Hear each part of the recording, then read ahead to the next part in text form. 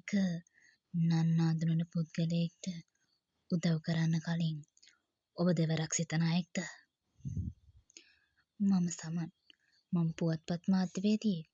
මන්තම් මුන්න හැලට කියන්න යන්නේ මීට අවුරුදු ගානකට කලින් වෙච්ච ඇත්තම සිද්ධියක් ගැන. ඔව්, මට මතකයි ඒ දවස. වෙලාව රෑ 11ට විතර ඇති. මං ඔෆිස් එකෙන් එළියට එන්න හදනකොටම ලාවට වැහි පොඳයක් පටන් ගත්තා. ඉක්මන් කරලා ගෙදර එන්න හිතාගෙන මම ජැකට් එකයි හෙල්මට් එකයි දාගෙන බයික් එකට නැග්ගා. වෙනද වගේ නෙමෙයි. එදා තිබුණේ මහා මූසල අන්ධකාරයක්.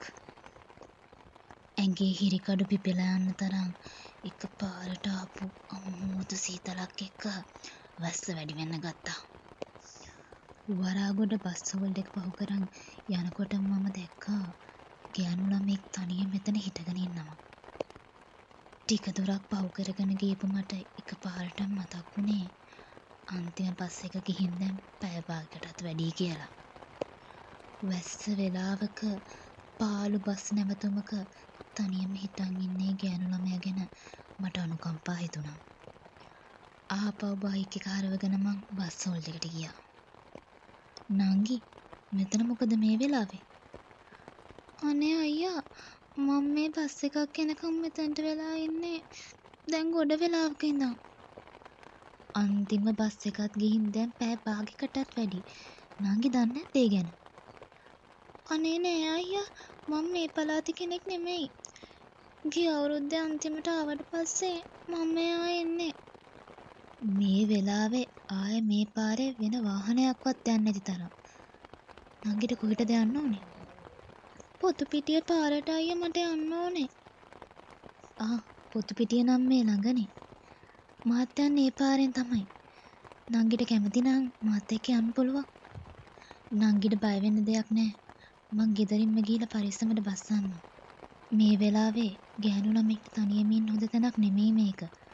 ඊටත් මේ වැස්ස වෙලාවක. මේ නංගිව මට මෙතන තනියම දාලා ආපහු යන්නත් බෑ. නංගි නගින්නකො බයික් එකට. මං නංගිව පරිස්සමට ගෙදරින් බීලා බස්සන්න.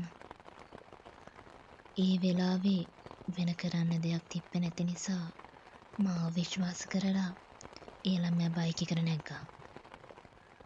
ටික දුරක් යද්දී වැස්ස හොඳටම තද කරා. බයටද මන්දා මේ ළමයා මගේ උරහිස් තද කරලා අල්ලගෙන හිටියේ. මට හෙලවෙන්නවත් බෑ. ඒ ස්පර්ශේ අමුත්තක් දැනුණත් මම බයික් එකේ වේග වැඩි කරා.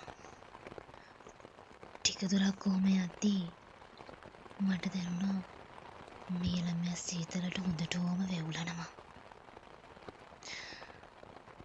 මට දුක හිතිලා බයික් එක අයින්ට කළා නැවැත්තුවා. මං ඇඳන් හිටපු ජැකට් එක ගලවලා ඒ ළමයට දුන්නා සීතලට ඇඳගන්න.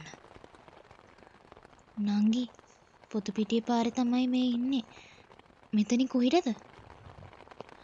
ඔය තුම්මහන් අන්තිය ගාවින් වමට යමු අයියා. අර අඹ ගහ ළඟ ඉන්න තුන්වෙනි ගෙදර. කෙල්ලවත් පරිස්සමට බස්සලා ඉක්මන් කරලා මං ගෙදර එන්න පිටත් වුණා. ගෙදර ආපු හැටි මගේ ඇඟට දැනුනේ මහා මූදු සීතලක්. ඇඟට දැනුණු හෙට්ටු ගතියත් එක්කම මගේ හිස් හොලවන්න බැරි තරමට වේදනයි. ඉක්මනට නින්දට වැටුණු මං පහුවෙන් දැහැරෙද්දී උදේ 7ත් පහු වෙලා තිබුණා. පුරුදු විදිහට මං වැඩට යන්න ලෑස්ති වෙලා හෙල්මට් එක අතට ගන්නකොටයි මතක් වුණේ. ඊයේ ජැකට් එක මට අර ළමයාගෙන් ඉල්ල ගන්න බැරි වුණා. මං ඒ වෙලාවේ කලබලෙන් එන්න පිටත් වුණ හින්දා ඒ ළමයට ආයෙ මට ඒක දෙන්නත් බැරි වුණා. ඇඟපතට දැනුණු අමාරුවත් එක්කම අද 3ට විතර ඕෆ් වෙලා එන ගමන් ඒ ළමයාගේ ගෙදර ගිහිල්ලා ජැකට් එක ඉල්ලන් ගෙදර එනවයි කියලා මං හිතාගත්තා. වෙලාව දැන් හම්බස් 3:40යි. මම ඉන්නේ ඊයේ රෑ අර ගෑනු ළමයාව එක්කගෙන ආපු ගේ ඉස්සරහා.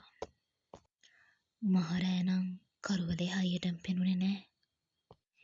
දැන් ඒ ගේ දිහා බලද්දී මට පුදුම හිතෙනවා. සෑහෙන පරණ වෙච්ච මූසල බංගලාවක් ඒක. බැලූ බැල්මට මනුස්ස වාසයක් නම් නැති තරම්. අර ගෑනු ළමයායි මේ වගේ තැනකට මාරය ආවේ කියලා මගේ හිතට දැනුනේ සැකයක්.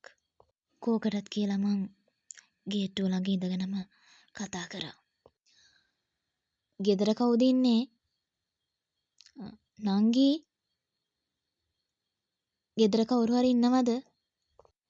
ටික වෙලාවකින් වයසක පිරිමි කෙනෙක් ගේට්ටුවත් අරගෙන එළියට ආවා. මේ මහත්තයා කවුද? අංකල්, මං ඊයේ රෑ මේ ගෙදර ගෑනු ළමයෙක් එක්කන් ආවා.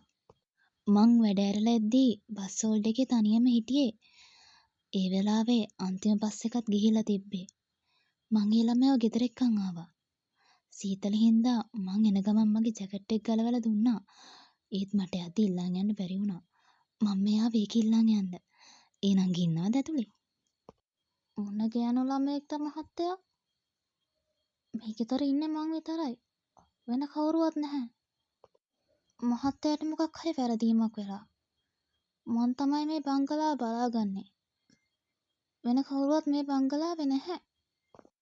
නෑ අංකල්, ඒ ළමයා ගිය අවුරුද්ද තමයි අන්තිම පාරට ආවා කිව්වේ. ඒ වෙලාවේ හොඳටම වැස්ස. තනියම දාලා එන්න බැරි හින්දා මම මේ ගෙදරට ගෙනාලා තමයි ඒ ළමයා බැස්සුවේ. අඹ ගහ ළඟ ඉඳන් 3 වෙනි ගෙදරනේ මේක. එහෙම තමයි ඒ ගෑනු ළමයා මට පාරක් කිව්වේ. මමයි මේ ගේට්ටු ළඟින් ඊයේ රෑ ළමයා බැස්සුවේ. එහෙමද? මහත්තයාට ඒ ගෑනු ළමයාගේ හැඩරුව හැම මතකද? සුදුයි, අඩි 5ක් විතර උස ඇති. සුදු පාරට උරු ගවුමක් කී ඇඳගෙන හිටියේ.